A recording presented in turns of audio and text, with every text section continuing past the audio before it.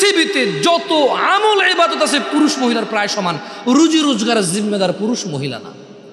রুজি রোজগারের জিম্মেদার কে? কে কে? গার্মেন্টস কর্মী আমার ওই বোনরা যারা ঘুম থেকে উঠে সকালবেলা লক্ষ লক্ষ পুরুষের সাথে ধাক্কাধাক্কি করে গার্মেন্টসে কাজ করতে যায়, ওদের কি বাবা নেই? ওদের কি ভাই নেই? কোন পুরুষের সাথে কি ওদের বিয়ে হয়নি? কুলাঙ্গার কি ওই ভাই না? কুলাঙ্গার কি ওই স্বামী না? কুলাঙ্গার কি ওই পুত্র না যে বেঁচে থাকতে তার বোন, তার মা, তার স্ত্রী কাজ করে তাকে খাওয়াইতে হয়, অথচ তার জিম্মেদারি ছিল না। এটা দোষী কে এ জায়গায়? মেয়ের চাইতে বেশি দোষী এখানে ছেলে। এদেশে মহিলাদের কাছে 10টা টাকা থাকে না ভিক্ষা দেওয়ার জন্য? আপনি দেনই নেই কখনো? আপনি দেনই নেই কখনো? দেশের বহু মহিলার কাছে ভিক্ষা দেওয়ার জন্য 5টা টাকা থাকে না। একটা ফকির আসবে 2 টাকা ভিক্ষা দিব, টাকা নাই তার কাছে, আপনি দেন না তাকে। আর ওর বাপ মরে যাওয়ার আগে ইচ্ছা করে মেয়ে পেয়ে গেলে আরেক বেটার পোলা ভাগ পাবে, মেয়ের জামাই আর নাতিরে তো ভোগ করবে, এই ভয়ে বেঁচে থাকতে ছেলেদের নামে সব জমি লিখে দিয়ে গেছে। জালেম ওই মেয়েটাকে ফকির মিসকিন করে দিল। আর এর ভাই জমি যতক্ষণ আছে এটা ডাইকা ডাইকা খাওয়াবে, মাসে 2 মাসে ঈদে সান্দে জামা কাপড় শ্যামাই চিনি এগুলো দিয়ে থাকবে। কেন? জমি দিবে এই জন্য। এখন ওই বোন চিন্তা করে, আরে যদি আমি সম্পদ নিয়ে আসি, যা একে তো সে ডাবল পাইলো, আমি অর্ধেক পাইলাম, একটুকু যদি নিয়ে আসি, ছেলে মেয়ে স্বামী নিজের দরকারে, বলে যে অংশ আনলে ধ্বংস হয়। তুই অংশ নিয়ে ধ্বংস হস না, ও অংশ নিয়ে ধ্বংস হবে কেন রে? তোর বাপের অংশ তুই খাবি, তুই ধ্বংস হবি না। তোর বাপের অংশ তোর বোনে খাবে, সে তার বাপের অংশ খাবে, সেখানে ধ্বংস হবে। তোকে যা আল্লাহ নির্ধারণ করে দিয়েছে, নির্ধারক আল্লাহ, এখানে তোর অধিকার রেখেছে আল্লাহ, ওই মেয়ের জন্য অধিকার রেখেছে আল্লাহ, তুই খালি ধ্বংস হবি না, ও খালি ধ্বংস হবে কেন রে? এদেশের বাপ ভাই সবাই প্রায় জুলুম করে মেয়ের প্রতি, স্ত্রীর প্রতি, ইভেন মায়ের প্রতি। প্রায় ছেলেরা তাদের বাপকে যেভাবে ভয় পায়, মাকে সেভাবে ভয় পায় না, প্রায় ছেলেরা। তো আমি বোনদেরকে বলি, শোনো বোন আমার, আমি সলা নিয়ে কথা বলছি, এখানে সব সমান। আমি কুসংস্কার নিয়ে কথা বলেছি, উদাহরণ উদ্ধৃতি দিয়েছি, হারাম হালাল নিয়ে বলেছি, সবার জন্য সমান। আল্লাহ নবী সাল্লাল্লাহু আলাইহি ওয়াসাল্লামের উম্মত মহিলা এবং পুরুষ সবাই। মহিলা এবং পুরুষ যে আল্লাহ নবীকে অনুসরণ করবে সে আল্লাহ নবীর উম্মত। আর আল্লাহ নবী বলেছে, কুল্লু উম্মতি ইয়াদখুলুনাল জান্নাহ, আমার সকল উম্মত জান্নাতে যাবেই যাবে। ভাই আমার, বোন আমার, তোমরা আল্লাহ নবীর উম্মত হও। শোনো, এখানে আজকে আসছো, 2-4টা হাদিস বলি, মনোযোগ দিয়ে শুনে তুমিও চলে যাও, আমিও চলে যাই। আন মুআয ইবনে জাবাল, ভাই ও বোন আমার, মুআয ইবনে জাবাল রাদিয়াল্লাহু আনহু থেকে বর্ণিত, তিনি বলেন, ক্বালা রাসূলুল্লাহ সাল্লাল্লাহু আলাইহি ওয়াসাল্লাম, আল্লাহর রাসূল সাল্লাল্লাহু আলাইহি ওয়াসাল্লাম বলেছেন, আলা উখবিরুকা বিরাসিল আমরি কুল্লি, আমি কি সমস্ত কাজের মূলটা তোমাদের জানিয়ে দেব না? ওয়া আমুদিহি ওয়া যিরওয়াতি সানামি, আমি কি তোমাদের সমস্ত কাজের মূল, স্তম্ভ ও সর্বোচ্চ শিখর সম্পর্কে জানিয়ে দেব না? কুলতু বালা ইয়া রাসূলুল্লাহ সাল্লাল্লাহু আলাইহি ওয়াসাল্লাম। মুআয ইবনে জাবাল আল্লাহর রাসূলকে বললেন, ইয়া রাসূলুল্লাহ সাল্লাল্লাহু আলাইহি ওয়াসাল্লাম, জি আপনি আমাকে জানিয়ে দিন সব কাজের মূল কি, স্তম্ভ কি এবং সর্বোচ্চ শিখর কি। তিনি সাল্লাল্লাহু আলাইহি ওয়াসাল্লাম বললেন, রাসুল আমরি আল ইসলাম, রাসুল আমরি আল ইসলাম, সমস্ত কাজের মূল হচ্ছে ইসলাম, সমস্ত কাজের মূল হচ্ছে ইসলাম। ওয়া আমুদুহুস সালাহ, এবং ওর খুঁটি স্তম্ভ হচ্ছে নামাজ। ওয়া যিরওয়াতু সানামিহিল জিহাদ, এবং সর্বোচ্চ শিখর হলো জিহাদ করা। সমস্ত কাজের মূল হচ্ছে ইসলাম। যত কাজ করবে সব কাজ নেকি বলে গণ্য হবে মুসলমানের, এবং এই সকল কাজ নেকি বললে গণ্য হওয়ার পর তা টিকে থাকবে। এটা হচ্ছে ইসলাম। সকল কাজে ইসলামের উপরে আসবে। মুসলমান যত ইবাদত করবে এটা হচ্ছে মুসলমান, ইসলাম। ওয়া আমুদুহুস সালাহ, এটা হচ্ছে সালাহ, আমুদ খুঁটি, যেটা পুরো ইসলামটাকে ধরে রাখে। একজন মানুষ মুসলমান অথচ তার সালাহ নাই, তাহলে তার ইসলামও নাই। খুঁটি নাই, ইসলাম নাই। ইসলাম নাই, কোনো কাজ নাই। যাকাত নাই, হজ নাই, সাদাকা নাই, দানশীলতা নাই। ও করেছে, ও হজে গিয়েছে, ও সাদাকা দিয়েছে, একটাও নেকি বলে গণ্য হবে না। কি নাই? কি নাই? কি নাই? সলাত নাই। আমি বলি সলাত মানে এই খুঁটি না থাকলে, এই খুঁটি না থাকলে ওর ইসলাম নাই। ও মরে গেলে কোনো কাজে আসবে না, ওর ইসলাম খুঁটিবিহীন। আসলে ও মনে করে এটা ইসলাম। সলাত যেহেতু নাই, ওর ধর্মও নাই, দ্বীনও নাই, ঈমানও নাই। ওর শিরিক কি, কুফরি কি, ওর জীবনটাই বৃথা, ওর পুরো ইবাদতটাই বৃথা, কারণ ওর খুঁটি নাই। কেন? কারণ আন আবি হুরায়রা রাদিয়াল্লাহু আনহু, আবু হুরায়রা রাদিয়াল্লাহু আনহু থেকে বর্ণিত, তিনি বলেন, বোন আমার মনোযোগ দিয়ে শোনো, ভাই আমার, قال سمعت رسول الله صلى الله عليه وسلم, আবু হুরায়রা বলছে আমি আল্লাহর রাসূল সাল্লাল্লাহু আলাইহি ওয়াসাল্লামকে বলতে শুনেছি, ইন্না আউওয়ালা মা ইউহাসাবু বিহিল আবদু ইয়াউমাল কিয়ামাতি মিন আমালিহিস সালাহ। আবু হুরায়রা রাদিয়াল্লাহু আনহু বলছে, শোনা যায় পরিষ্কার ভাবে? আবু হুরায়রা রাদিয়াল্লাহু আনহু বলছে আমি আল্লাহর নবীকে বলতে শুনেছি, কিয়ামতের দিন, হিসাবের দিন, বিচারের দিন, কিয়ামতের দিন, হিসাবের দিন, বিচারের দিন, আউওয়ালা মা ইউহাসাবু বিহিল আবদ, একজন মানুষ আল্লাহর সামনে উপস্থিত হবে, অনেক কিছু নিয়ে, নেকি আর গুনাহ বহু কিছু তার থাকবে। কিন্তু আবু হুরায়রা বলছে যে আল্লাহর নবী বলছে যে কিয়ামতের দিন সবার আগে বান্দার হিসেব হবে নামাজের। সবার আগে হিসেব হবে কিসের? খুঁটির। কিসের? স্তম্ভের। কিসের? পিলারের। কিসের? আমুদের। কিসের? সবার আগে হিসাব হবে কিসের? কিসের? খুঁটির। আচ্ছা, এবার তিনি বলছেন যে আল্লাহর নবী বলছে যে সবার আগে হিসেব হবে নামাজের, আর কোনো হিসেব হবে না আগে। তো ইয়া রাসূলুল্লাহ, সবার আগে যদি হিসেব হয় তাহলে সমস্যাটা কোথায়? আল্লাহর নবী বলছে যে ফাইন সলুহাত, নামাজের হিসেব হবে সবার আগে। ফাইন সলুহাত, যদি নিয়মিত ঠিকঠাক মতো নামাজ আদায় করা হয় তাহলে ফাকাদ আফলাহা ওয়া আনজাহা, তাহলে সে নাজাত পাবে, সফল হবে। সুবহানাল্লাহ।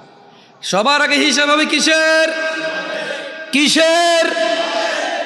যার নামাজ নিয়মিত ঠিকঠাক থাকে সে কি হবে? আর কি হবে? নাজাত পাবে। মনোযোগ দিয়ে শুনুন, আমি কিন্তু বলেছি আমি ঠিক বেঠিক জিজ্ঞেস করবো না, আমি শুধু যা বলতেছি সে অনুযায়ী জিজ্ঞেস করবো। সবার আগে হিসাব হবে কিসের? ছেলেদের নাকি ছেলে মেয়ে উভয়ের? পুরুষ নাকি পুরুষ নারী উভয়ের? ধনীদের নাকি ধনী দরিদ্র উভয়ের? বিমান চালকের নাকি ভ্যান চালকেরও? বিমান চালকের নাকি ভ্যান চালকেরও? ব্যবসায়ীর নাকি চাকরিজীবীরও? সুস্থ নাকি সবার হবে। বৃদ্ধের নাকি যুবকেরও? বৃদ্ধার নাকি যুবতীরও? সবার। কিসের হিসাব হবে? কিসের? কিসের? যার সালাত ঠিকঠাক হবে নিয়মিত সে কি হবে? সে কি হবে? নাজাত পাবে, সফল হবে। ওয়াইন ফাসাদাত, আর যার নামাজ নষ্ট হয়, ফাকাদ খাবা ওয়া খাসির, সে ব্যর্থ হবে, বিপর্যস্ত হবে। ও আমার ভাই ও বোনেরা, উপস্থিত মুসলিম জনতারা, কিয়ামতের দিবসে সবার আগে হিসেব হবে নামাজের। যার নামাজ ঠিক সে সফল হবে, ও জিতে যাবে। যার নামাজ ঠিক নাই সে ব্যর্থ হবে এবং সে বিপর্যস্ত হবে। দিনী ভাইয়েরা, সালাত আল্লাহর কাছে প্রিয় হওয়ার অন্যতম মাধ্যম। عن عبد الله بن مسعود رضي الله عنه قال আব্দুল্লাহ ইবনে মাসউদ রাদিয়াল্লাহু আনহু থেকে বর্ণিত, তিনি বলেন, এই ছোট ভাই তোমরা দাঁড়ায় আছো, কষ্ট হচ্ছে না তো? কষ্ট হচ্ছে না তো তোমাদের? ভাইয়া ওয়াজ শেষ করে দেবে কিছুক্ষণের মধ্যে। এটা যারা আমাকে তোমরা চেনো, যারা তোমরা আমাকে চেনো, তোমরা ভালো করে জানো আমি সর্বোচ্চ 55 মিনিট 1 ঘন্টার ওয়াজ আমার সবচেয়ে বেশি ওয়াজ। মানে গত 10 বছর আমি মাহফিল করে যা 2-1টা করেছি, 1 ঘন্টা শুরুর দিকে যখন একদম নতুন নতুন এসেছিলাম আমার কাছে মনে হতো সব কিছু তোমাদেরকে বুঝাইতে হবে, তোমরা মনে কিচ্ছু বোঝো না, সব আমি বুঝি। তখন আমি বলতেই চাইতাম। আমার কাছে মনে হতো না মাইক ছাড়া যাবে না, বুঝতেছে না ওরা। এটা 2014-15 সালের কথা। কখন কথা? মানে তখন আমি মনে করতাম যে আমি সব বুঝি, তোমরা কেউ কিছু বোঝো না। কিন্তু 10 বছর মাহফিল করার পর আমি বুঝতে পেরেছি একটা জিনিস, আল্লাহ তাআলা আমাকে যে নিয়ামত দিয়েছে, হাত পা নখ চোখ কান বিবেক বুদ্ধি, তোমাদেরও তা দিয়েছে। আলহামদুলিল্লাহ, ঠকাইনি কাউকে, আলহামদুলিল্লাহ। আমি একটা হাদিস পড়ে যদি কিছু ইনস্ট্যান্ট বুঝতে পারি, অনুভব হয়, হাদিসটা তুমি শুনলে তোমারও বুঝে আসবে, অনুভব হবে ইনশাআল্লাহ। সেদিন থেকে আমি আর 50 মিনিট আর 1 ঘন্টার বেশি ওয়াজ করি নাই। যেদিন থেকে আমি বুঝতে পেরেছি আমার সামনে মানুষ বসে আছে। কে বসে আছে? হতে পারে একটু বেশি ইবাদতগর বা একটু পাপী, হতে পারে দিন সম্পর্কে অনেক বেশি আগ্রহ রাখে অথবা কম রাখে, হতে পারে অনেক বেশি মানে আল্লাহদ্রোহিতায় বেপরোয়া, অথবা আল্লাহকে কোথাও কোথাও পরোয়া করে। তবে সবাই কে? মানুষ। সবাই কি? আল্লাহ বিবেক বুদ্ধি দিয়েছে। আমি একটা হাদিস একবার পড়ে যদি বুঝতে পারি, ও একবার শুনে বুঝতে পারবে। একটা হাদিস যদি আমার জন্য যথেষ্ট হয় সালাত না ছাড়ার জন্য, একটা হাদিস আমার ভাই ও বোনের জন্য যথেষ্ট হবে নিয়মিত মৃত্যু পর্যন্ত সালাত কায়েমের জন্য। এটা আমি বিলিভ করি, আমি বিশ্বাস করি। একটা হাদিস যদি আমি জামশেদকে দিনে 5 বার সালাত পড়তে বাধ্য করে, বাধ্য ভয় দেখায়, ভয় মানে আশা দেখায়, ভরসা দেখায়, তাহলে আমার ভাই ও বোনরা একটা হাদিস তাদের জন্য যথেষ্ট হবে। দেখো, আব্দুল্লাহ ইবনে মাসউদ রাদিয়াল্লাহু আনহু থেকে বর্ণিত, তিনি বলেন, সাআলতু নবী সাল্লাল্লাহু আলাইহি ওয়াসাল্লাম, সাআলতু নবী সাল্লাল্লাহু আলাইহি ওয়াসাল্লাম। আব্দুল্লাহ ইবনে মাসউদ বলছেন, আমি আল্লাহর রাসূলকে জিজ্ঞেস করেছি। কাকে জিজ্ঞেস করেছে? সাল্লাল্লাহু। জিজ্ঞেস করেছে কে? হ্যাঁ, সবাই কিন্তু জবাব দেন নাই, তার মানে সবাই মনোযোগ নেই। জিজ্ঞেস করছে কে? সবাই জোরে বলেন তো, জিজ্ঞেস করছে কে? কাকে জিজ্ঞেস করছে? ওকে, তিনি বললেন যে আমি জিজ্ঞেস করলাম যে আইয়ুল আমাল আহাব্বু ইলাল্লাহ। আব্দুল্লাহ ইবনে মাসউদ রাদিয়াল্লাহু আনহু বলছে যে ইয়া রাসূলুল্লাহ, আপনি আমাকে বলেন তো আল্লাহর কাছে কোন আমলটা সবচাইতে প্রিয়? তিনি সাল্লাল্লাহু আলাইহি ওয়াসাল্লাম বললেন, আচ্ছা বলেন তো আল্লাহর নবীকে কি জিজ্ঞেস করছে? সবাই বলেন কোন আমলটা, মানে সরি, উনি কি জিজ্ঞেস করছে? আব্দুল্লাহ ইবনে মাসউদ কি জিজ্ঞেস করছে রাদিয়াল্লাহু আনহু? জিজ্ঞেস করছে কাকে? সাল্লাল্লাহু আলাইহি সাল্লামকে। তখন আল্লাহর নবী সাল্লাল্লাহু আলাইহি সাল্লাম বললেন যে আসসালাতু আলা ওয়াক্তিহা, আল্লাহর কাছে এই পৃথিবীর সব চাইতে প্রিয় আমল হচ্ছে বান্দা সময় মতো নামাজ পড়বে।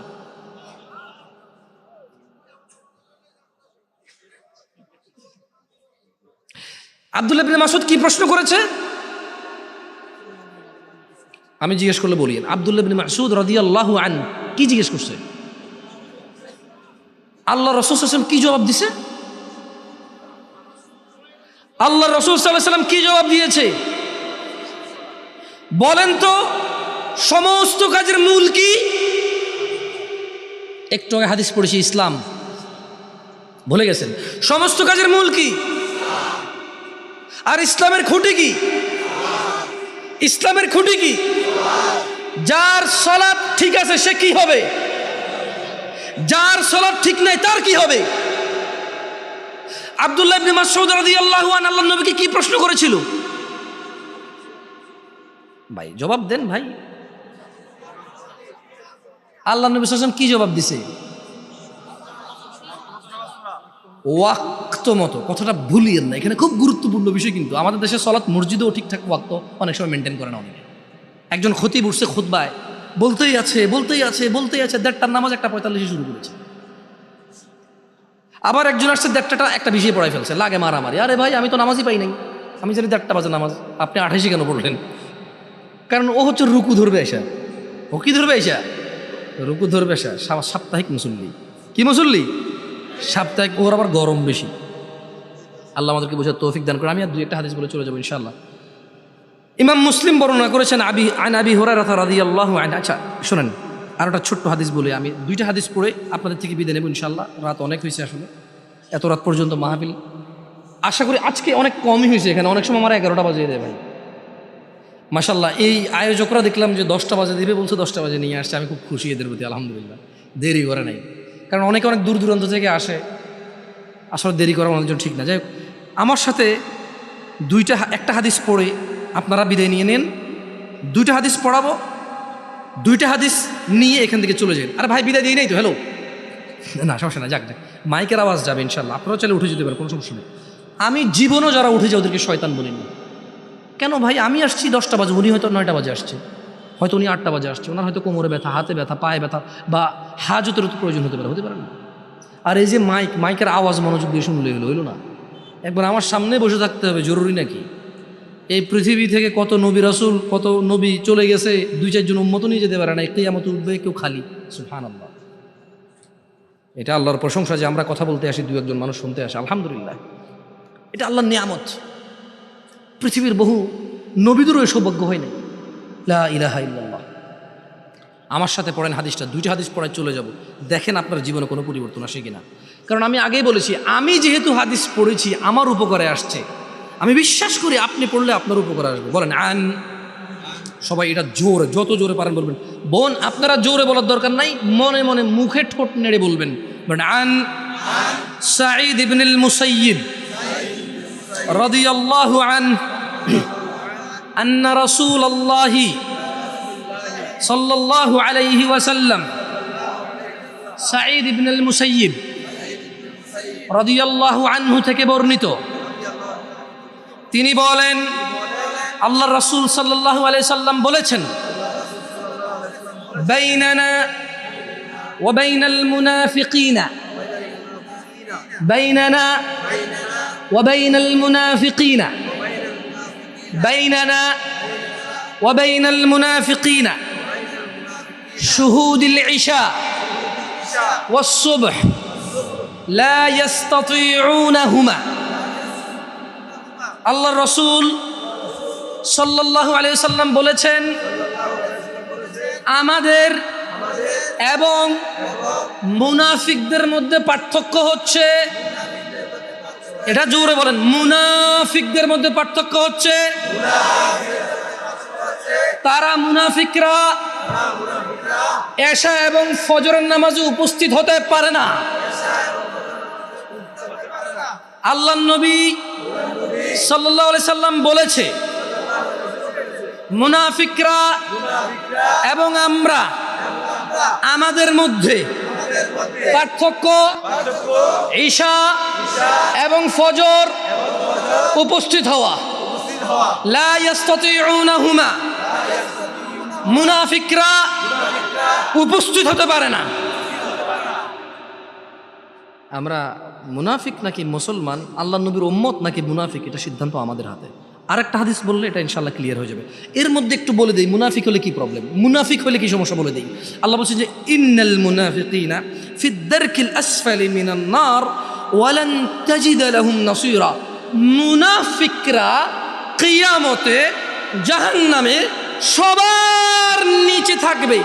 জাহান্নামে যত অপরাধীকে আল্লাহ নিক্ষেপ করবে, সমস্ত অপরাধীর সবচাইতে নিচে থাকবে মুনাফিক। এই হচ্ছে মুনাফিক হওয়ার প্রবলেম, এই হচ্ছে কি মুনাফিক হওয়ার সমস্যা। আল্লাহ আমাদেরকে বোঝার তৌফিক দান করুন। আরেকটা হাদিস বললে আপনারা বুঝে যাবেন। বলেন আন, জোরে বলেন যাতে পুরো এলাকা গুমগুমে ওঠে। আন জাবির রাদিয়াল্লাহু আনহু, জাবির রাদিয়াল্লাহু আনহু থেকে বর্ণিত, তিনি বলেন, আল্লাহর নবী সাল্লাল্লাহু আলাইহি ওয়াসাল্লাম বলেছেন, ইন্না বাইনার রাজুলি নিশ্চয়ই একজন ব্যক্তি ওয়া বাইনাশ শিরকি ওয়াল কুফরি এবং শিরক কুফরের মধ্যে পার্থক্য হচ্ছে তারকুস সালাহ, নামাজ ছেড়ে দেওয়া। বলেন, জাবের রাদিয়াল্লাহু আনহু থেকে বর্ণিত, তিনি বলছেন আল্লাহর রাসূল বলেছেন সাল্লাল্লাহু আলাইহি ওয়াসাল্লাম, একজন ব্যক্তি, এই যে আমি জামশেদ মজুমদার, উঠে দাঁড়ান, এই যে উনি, তুমি আপনি আসেন, এই যে ইনি, একজন ব্যক্তি বসেন। এদের মধ্যে এই শিরক আর কুফরি পার্থক্যই হচ্ছে নামাজ। যে নামাজকে পরিপূর্ণভাবে ত্যাগ করে সে মুশরিক, সে কাফের। আমি বলিনি, জাবের রাদিয়াল্লাহু আনহু বলছে, আল্লাহর নবী সাল্লাল্লাহু আলাইহি ওয়াসাল্লাম বলেছেন। এদেশে এবার বলেন কত ভাগ মুসলমান? 90 বলবেন না? ওহো, কমন ডায়লগ তো। রাজনীতিবিদে বলে, বক্তা বলে, ইমামে বলে, মুসল্লিয়ে বলে, ঝগড়া করলে বলে, নিজেরা বলে, সবাই বলে 90 ভাগ মুসলমান। না সরি, আমি একটু বেশি রুড হয়ে বলে ফেলছি, এর জন্য আমি ক্ষমা চাচ্ছি। একদম বেশি রুড হয়ে বলে ফেলছি, আমি আমার ব্যবহার বা অঙ্গভঙ্গির জন্য ক্ষমা চাচ্ছি। আচ্ছা, এবার সুন্দর করে বলি, কেমন? একদম সুন্দর করে বলি। জাবের রাদিয়াল্লাহু আনহু থেকে বর্ণিত, তিনি বলেন যে আমি জাবের আল্লাহর নবী সাল্লাল্লাহু আলাইহি সাল্লামকে নিজে শুনছি যে আল্লাহ নবী বলতেছে। কে বলতেছে?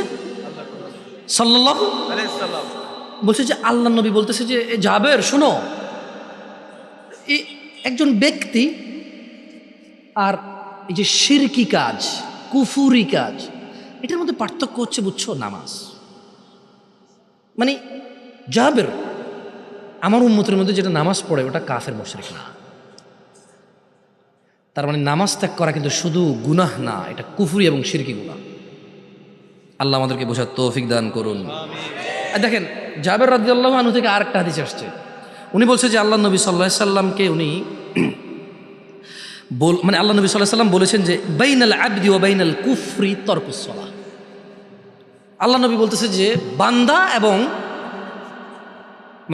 মুমিন এবং কুফরের মধ্যে পার্থক্য কি? কত রাকাত নামাজ বান্দার কুফরের মধ্যে পার্থক্য? কত রাকাত নামাজ মুমিন এবং শিরকের মধ্যে পার্থক্য? 17 রাকাত সালাত ত্যাগ করে কি কারো মুমিন হওয়ার সম্ভব হবে? মেয়ের, ছেলের, পুরুষের, নারীর কারো পক্ষে দিনে 17 রাকাত নামাজ ছেড়ে মুসলমান থাকা সম্ভব কিনা? এদেশের মানুষের সম্ভব, এদেশের মানুষের সম্ভব। আল্লাহ তাআলা আমাদেরকে বুঝার তৌফিক দান করুন। একটা আয়াত পড়ে বিদায় নেব, আপনার ভালো লাগবে আয়াতটা। ভাই, 1450 বছর আগে আল্লাহ নবী সাল্লাল্লাহু আলাইহি সাল্লামের উপরে ওহী নাজিল হয়েছে। আল্লাহ তাআলা বলছেন যে ইল্লা মান তাব। আল্লাহ সুবহানাহু ওয়া তাআলা বলছে যে মুহাম্মদ, আপনার উম্মতদেরকে বলে দিন, ইল্লা মান তাব, যে অপরাধ গুনাহ থেকে ফিরে আসে, তওবা করে, ওয়া আমানা, ঈমান আনে, ওয়া আমিলা আমালান সালিহা, তার হাজার লক্ষ সহস্র কোটি গুনাহ থাকুক,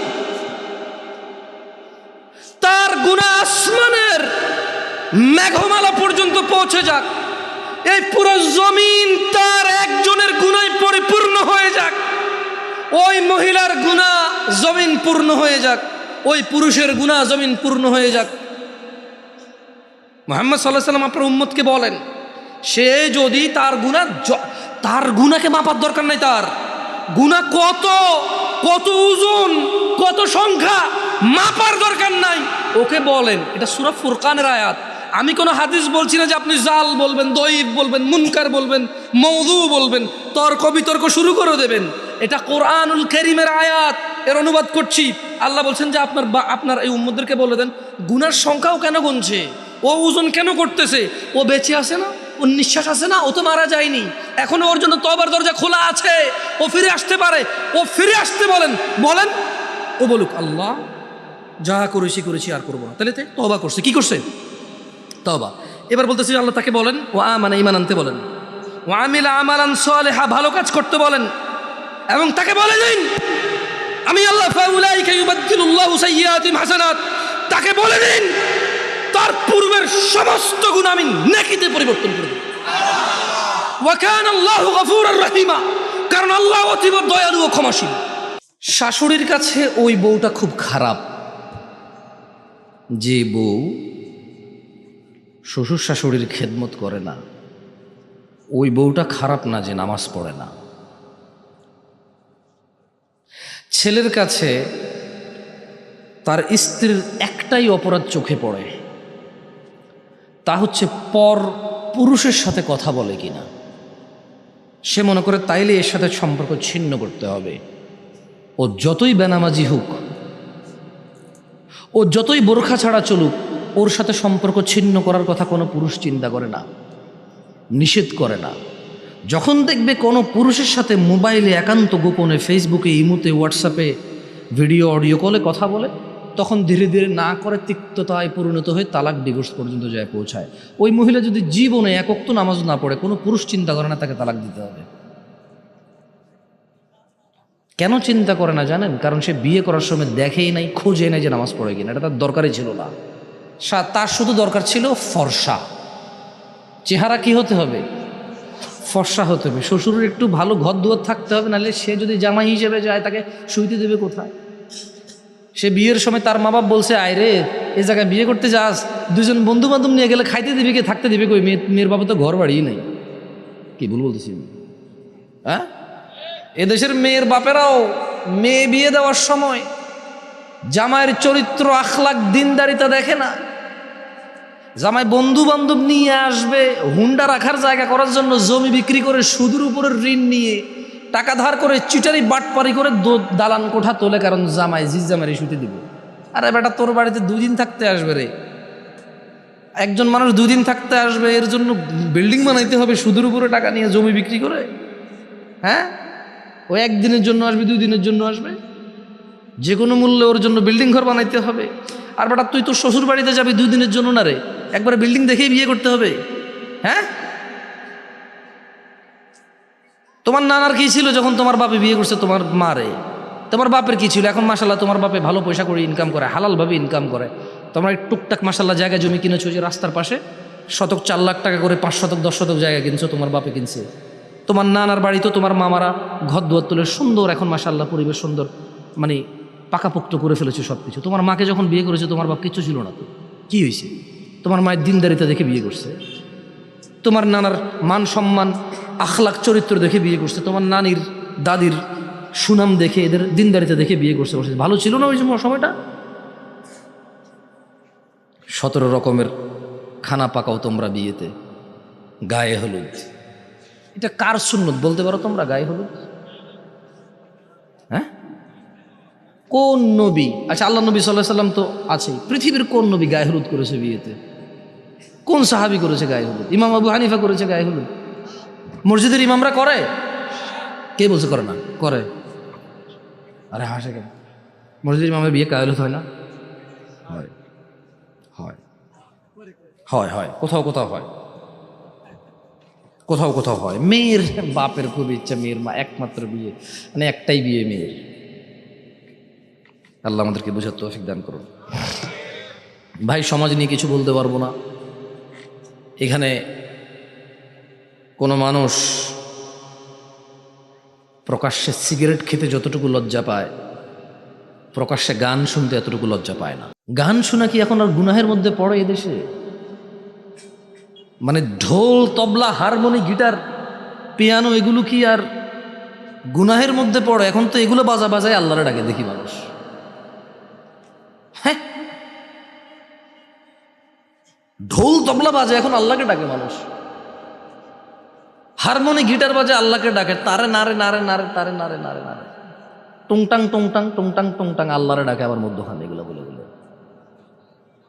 যাদের কাওয়ালি সম্পর্কে ধারণা আছে তারা বুঝে আমি কি বলতেছি। হ্যাঁ, যাদের কাওয়ালি সম্পর্কে ধারণা আছে ওরা বুঝতেছে আমি কি বলতেছি। এগুলো কি হারামের মধ্যে পড়ে নাকি এখন? মানে বাবার ছেলে দুইজন একই ঘরে শুয়ে আছে, ফজরে বেনামাজি দুইজন, কেউ কাউকে লজ্জা পায় না। এটা কি এখন আর লজ্জার মধ্যে পড়ে যে মানুষ কুফুরি করে ফেলেছে, আল্লাহর সাথে শিরিক করে ফেলেছে? ওই যে ছেলেগুলো আমার ছোট ভাইরা দাঁড়ায় আছে, যারা আমাকে দেখতে আসছে বা শুনতে আসছে, ওরা তো শুক্রবার কালকে এই জন্য বৃহস্পতিবার রাতে শেভ করে। আল্লাহর রাসূলের সুন্নাহ যেটা ফরজ, রাখা ফরজ, এটা ওরা ফেলে দেয়। কারণ কালকে জুমা, পৃথিবীর সর্বশ্রেষ্ঠ দিন। কালকে জুমা পৃথিবীর সর্বশ্রেষ্ঠ দিন, আল্লাহর কাছে সবচাইতে উত্তম দিন জুমা সপ্তাহের। এই উত্তম দিনকে কেন্দ্র করে ওরা শেভ করে। কালকে জুমা, সবার বন্ধ থাকবে, এই উত্তম দিনকে কেন্দ্র করে এদের দেশের পরিচালকরা সিনেমা নাটক রিলিজ করে। এরা জুমার দিন উত্তম দিন, আল্লাহ পছন্দ করে এই দিনে দুরূদ পড়া নবীর উপরে। রাসূল সাল্লাল্লাহু আলাইহি সাল্লাম বলেছেন তোমরা দুরূদ পড়ো এই দিনে কিয়ামত হবে, এই দিনে পৃথিবী ধ্বংস হয়ে যাবে। কিয়ামত কবে হবে জানি না, তবে শুক্রবারে হবে, যেদিন হবে চূর্ণ বিচূর্ণ হয়ে যাবে এই পৃথিবী। ইযা যুলজিলাতিল আরদু জিলজালাহা, যেদিন পৃথিবী প্রবল কম্পনে প্রকম্পিত হবে। ওয়া আখরাজাতিল আরদু আথকালাহা, এবং পৃথিবী তার দায়ভার সব যেদিন বের করে দেবে। ওয়া ক্বালাল ইনসানু মা লাহা, মানুষ বলবে পৃথিবীর কি হয়েছে। ইয়াউমাইযিন তুহাদ্দিসু আখবারাহা, পৃথিবী নিজ বৃত্তান্ত বর্ণনা করবে সেদিন। আল কারিআ, মহাপ্রলয়। মাল কারিআ, মহাপ্রলয় কি? ওয়া মা আদরাক। আব্দুল্লাহ ইবনে মাসউদ রাদিয়াল্লাহু আনহু থেকে বর্ণিত, তিনি বলেন ক্বালা রাসূলুল্লাহ সাল্লাল্লাহু আলাইহি ওয়াসাল্লাম, আল্লাহর রাসূল সাল্লাল্লাহু আলাইহি সাল্লাম থেকে বর্ণিত, তিনি বলেন যে, মানে আব্দুল্লাহ ইবনে মাসউদ বর্ণনা করছেন আল্লাহ নবী সাল্লাল্লাহু আলাইহি ওয়াসাল্লামের পক্ষ থেকে। তিনি বলেন আল্লাহ নবী সাল্লাল্লাহু আলাইহি ওয়াসাল্লাম বলেছে যে, ইন্নাহু লাইসা শাইউন ইউকাররিবুকুম ইলাল জান্নাহ ইল্লা ক্বাদ আমারতুকুম বিহি। ভাই বোন, একলারামপুরের যুবক এবং যুবতী, বৃদ্ধ এবং বৃদ্ধা, ধনী এবং দরিদ্র, সুস্থ এবং অসুস্থ, কর্মজীবী ও ছাত্ররা, ছাত্রীরা, মুস্তাফা সাল্লাল্লাহু আলাইহি ওয়াসাল্লাম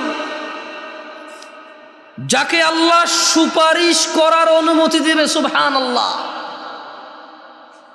যিনি হাবিবুল্লাহ, খলিলুল্লাহ, ইমামুল আম্বিয়া, ইমামুল মুরসালিন, রাহমাতাল লিল আলামিন, উনি বলছেন ইন্নাহু লাইসা শাইউন ইউকাররিবুকুম ইলাল জান্নাহ ইল্লা ক্বাদ আমারতুকুম বিহি।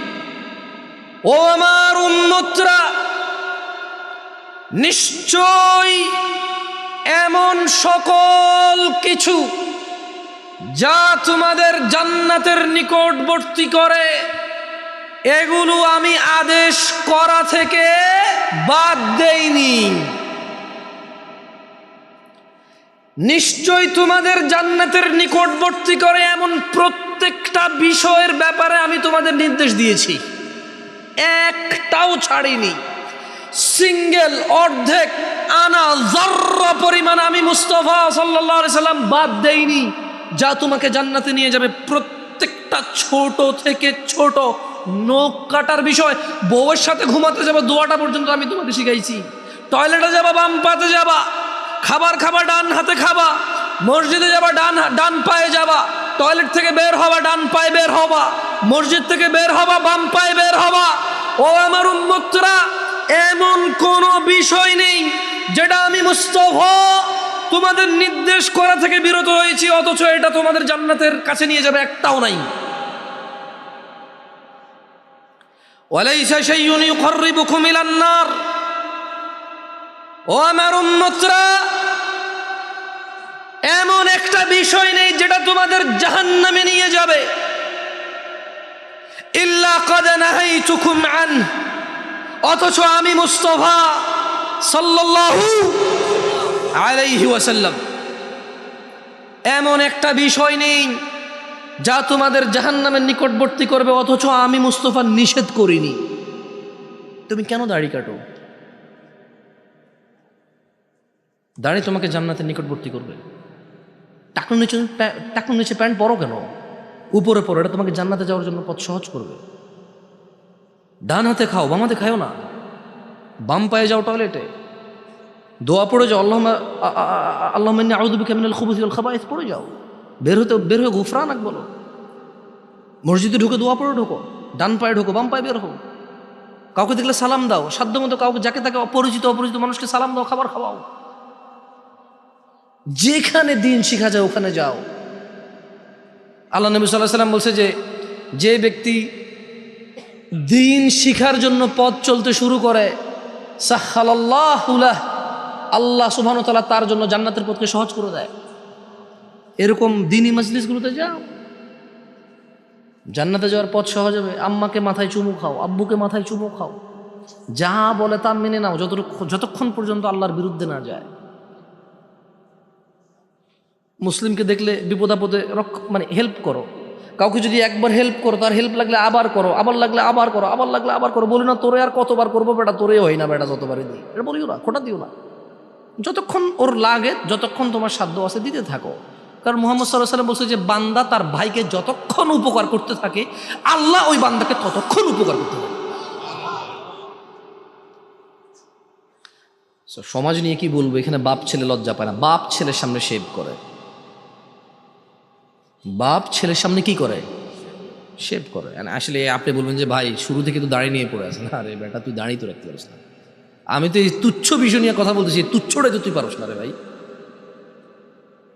এটা তো খুবই তুচ্ছ জিনিস, ফেলে দেওয়ার মতো শুক্রবারে। তো এই তুচ্ছটাই তো পারলাম না, আর কি পারবো জীবনে?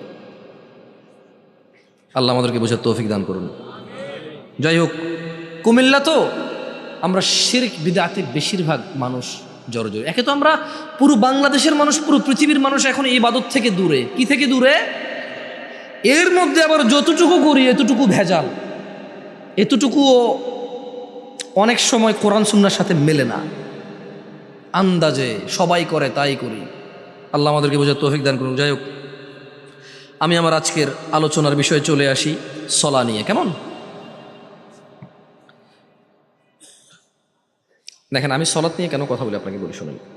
এই কিছুদিন থেকে আমাকে আপনাদের মধ্যে কেউ ফেসবুকে মেসেজ করে পাঠান যে বড় একজন খুব পরিচিত মুখ, খুব পরিচিত, আলোচিত, সম্মানিত বাংলাদেশের মানুষ, তিনি বলেছেন যে আমরা মনে করি নামাজ, রোজা, হজ, যাকাত এগুলোই আমাদেরকে জান্নাতে নিয়ে যাবে, অথচ সৎকর্ম, ন্যায় পরায়ণতা এগুলো আমাদেরকে জান্নাতে নিয়ে যাবে। যতই নামাজ পড়ি যদি অসৎ হই তাহলে আমরা জান্নাতে যাব না।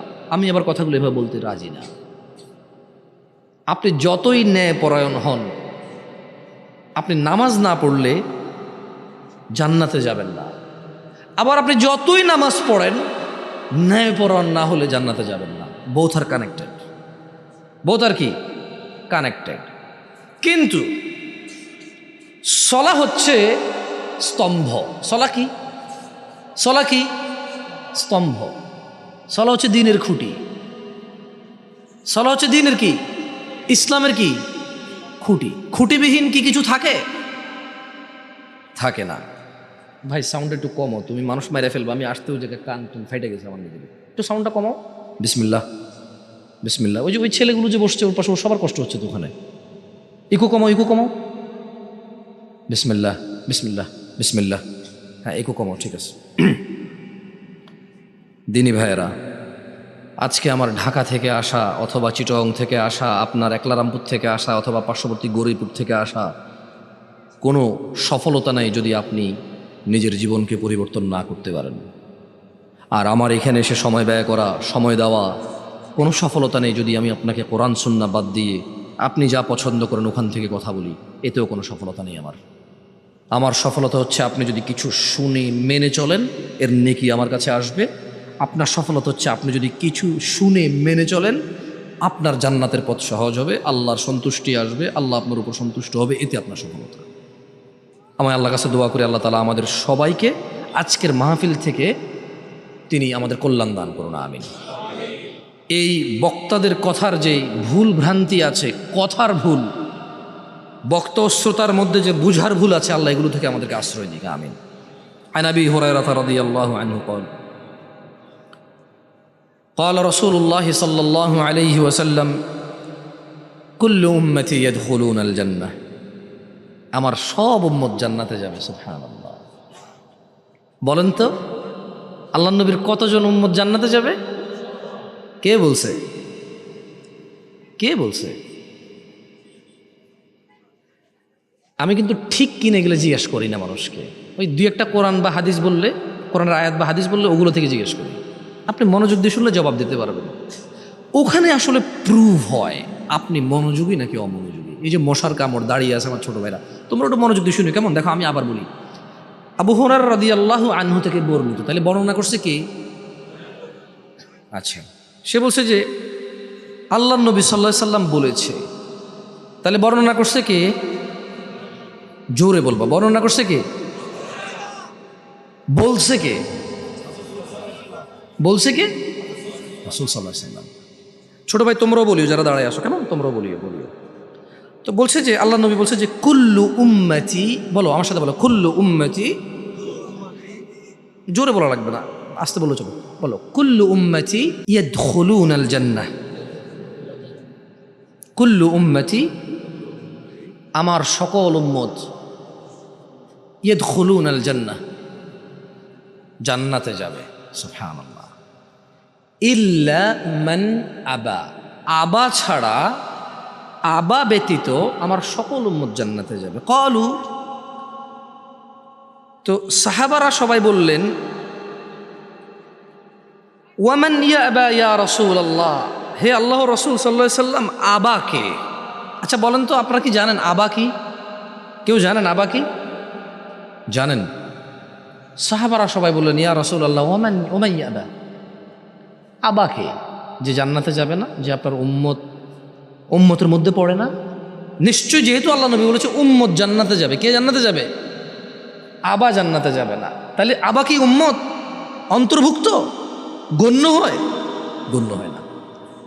তখন তিনি সাল্লাল্লাহু আলাইহি সাল্লাম বললেন মান আতাআনি, যে আমি মুহাম্মদের অনুগত্য করবে সাল্লাল্লাহু আলাইহি ওয়াসাল্লাম, দাখালাল জান্নাহ, সে জান্নাতে প্রবেশ করবে। ওয়ামান আসানি, আর যে আমাকে প্রত্যাখ্যান করবে অথবা আমার অবাধ্য হবে অথবা আমার অনুসরণ করবে না, ফাকাদ আবা, সেই হচ্ছে আবা। তাহলে আবা কে বলতে পারেন? কোথায়? আমি আপনার মনোযোগ, বুঝা যায় না কথা। আমি আমার কথা শুনি কেন? আমি বুঝলাম, দুইবার তিনবার করে শুনি। এ ভাই তুমি ইকো কমাও, আমার কথা আমি তিনবার শুনি, বুঝে আসে না। এখানে কোনো গজল চলবে না, বুঝছো? গজল হলে ঠিক আছে, দারুণ হইতো এই করতে, মারহাবা এভাবে, হ্যাঁ, ইকু লাগবে না তো কথার মধ্যে। বিসমিল্লাহ বিসমিল্লাহ, ইকু কমাও, সাউন্ড কমাও, এই লোকজন বুঝতে সমস্যা হয়তো। তাহলে তিনি বলেছে যে মান আতাআনি, যে আমাকে অনুসরণ করে, দাখালাল জান্নাহ, জান্নাতে যাবে। ওয়ামান আসানি, যে আমার অবাধ্য হয়, অনুসরণ করে না, ফাকাদ আবা, সে হচ্ছে আবা। বলেন তো আবা কে? আচ্ছা, আর উম্মত কে?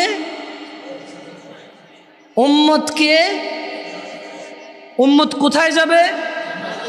কতজন? সুবহানাল্লাহ, কি বলেন সবাই? আমরা কি কার? তাহলে উম্মত কোথায় যাবে? বর্ণনা কে করেছে? বলেছে কে? সাল্লাল্লাহু। উম্মত কোথায় যাবে? উম্মত কে?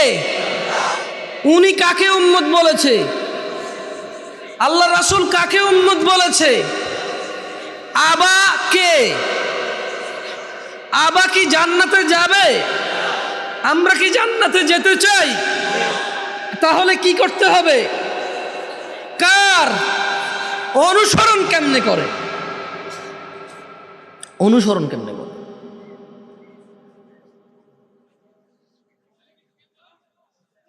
কি বুঝেন না? অনুসরণ কেমনে করে? অনুসরণই হচ্ছে নম্রভাবে চলা, সুন্দর কথা বলা, উত্তম বলা, বললে সত্য বলা অথবা চুপ থাকা।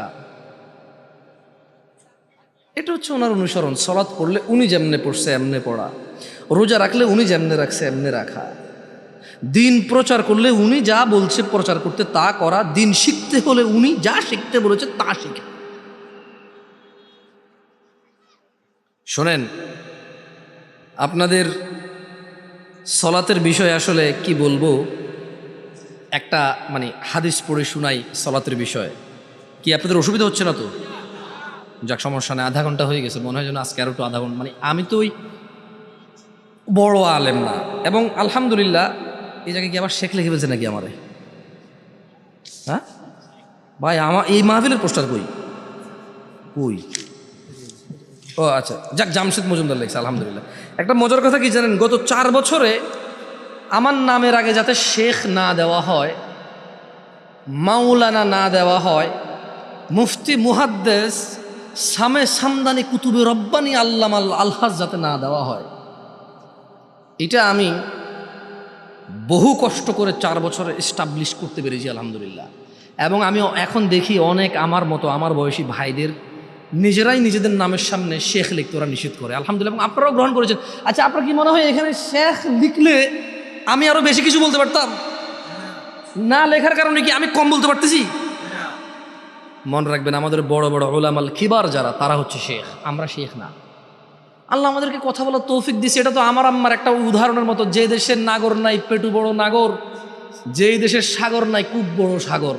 এখন আমি জামশেদ মজুমদার হুজুর, শেখ, বক্তা, মোল্লা, মুন্সি, মুফতি। আসলে তো এরকম না। আমি ব্যাপার হচ্ছে দেশে অধিকাংশ নাগর নাই, এই জন্য এখন পেটুও নাগর, আমি এখন বক্তা।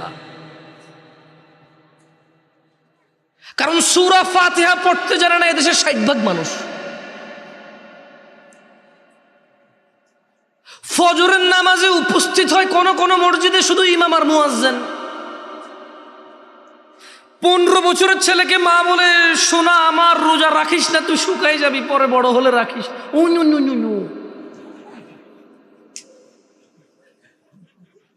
বুঝছেন?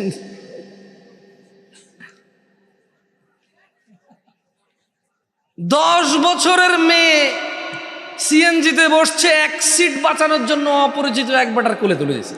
বসে বসে তোমার আঙ্কেল। কি আমি ভুল বলছি? ভুল বলছি আমি? তো এখন আসলে তো এদেশের নাগর নাই, তো কম নাগর, কি কম। তাহলে পেটু এখন কি দেখা যায়? নাগর। এই মাহফিল কমিটি তো আসলে সবগুলা মাদ্রাসার হয় না, কিছু কিছু কবরের উন্নতি উদ্দেশ্য মাহফিল, জানেন? এদেশে কবরের জন্য মাহফিল হয়েছে। মাহফিলের কোনো আর ক্যাটাগরির শেষ নাই। কবরবাসী স্মরণে সুবহানাল্লাহ। যারা দুনিয়াতে আছে এদেরকে কিছু বলা লাগবে না, যেহেতু ও চলে গেছে, ও স্মরণ করে করো, এরপরে এ মরবে, এরপরে এ স্মরণ করে করবে, এরপরে ও মরবে, ও স্মরণ করে করবে, যেই আছে তার স্মরণে লাগবে না। আল্লাহ আমাদেরকে বোঝার তৌফিক দান করুন। তো কথা কোন জায়গা থেকে বলতেছিলাম? যে দেশের নাগর নাই পেটু বড় নাগর, যে দেশে কূপ নাই, যে দেশে সাগর নাই কূপ বড় সাগর। এই 40-45 মিনিট কথা বলার পর আসলে আমি জানি না আর কি বলতে হয়। প্রায় মানুষ বলে, আপনি কথা বলছেন অল্প বলছেন। ভাই, তুমিও বলতেছো অল্প, আমার তো খবর হয়ে গেছে। এইভাবে এভাবে এভাবে এভাবে ক্যামেরা লাগানো আছে। একটা কথা যদি অনিচ্ছাকৃতভাবে ভুল হয়, তুমি বলা লাগবে না। আমার এই 10 বছরের দাওয়াতি কাজ একটা স্রোত, একটা ফ্লোতে হয়েছে। কোনো কারণে যদি একটা কথা ভুল বশত মিস হয়েছে, এটা কোনো কারণে আমি কথা এলোমেলো হয়ে গেছে, তো আমার এই 10 বছরের খেদমত এদেশে সবার আগে আলেমরাই প্রত্যাখ্যান করবে। এটা ক্ষমা সুন্দর দৃষ্টিতে দেখবে না, এবং সে বিচারও করবে না যে আচ্ছা এ তো এটা বলেছে, এর পরের বক্তব্যগুলো কি এরকমই, নাকি ওটা আগের 10 বছরের মতোই ফ্লো ঠিক আছে, এটা বিচার করবে না।